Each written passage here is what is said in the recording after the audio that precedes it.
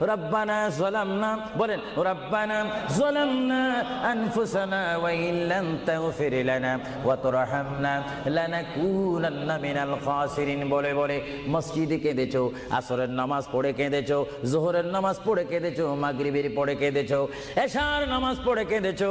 এ বান্দা, নামাজের মুসল্লা যখন বসে যাও, আমি আল্লাহকে তোমরা বারবার বল, আল্লাহ আমার গুনাহ মাফ করে দাও। তারপরও আমি তোমাদের গুনাহ মাফ করে নেই।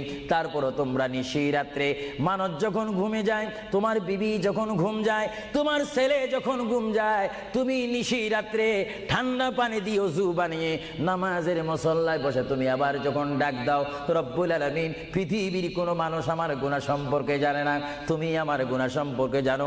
আমি এমন গুনাহ করেছি আমার বিবি জানে না, বিবি গুনাহ করেছে আমি জানি না। আল্লাহ তুমি সব কিচ্ছু জানো। হে আমার প্রভু, তুমি আমাকে মাফ করে দাও। আমার আল্লাহ বলে, তারপরও যদি তোমাদেরকে আমি মাফ না করি, তারপরও বান্দা তোমরা আমার রহমতের দরজা থেকে ফিরে যাইও না। আমি তোমাদেরকে হুকুম দিচ্ছি, ওয়ালাউ আন্নাহুম ইয যালামু আনফুসাহুম জাউকা, বান্দারে যদি গুনাহ করে ফেলো, আমার রহমত থেকে মুখ ফিরে তুমি চলে যাইও না।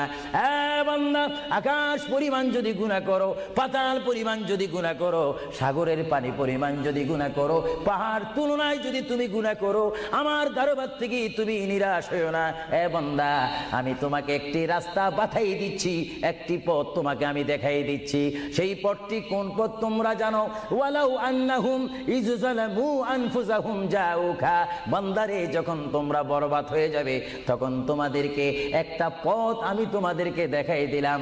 সেই পথটির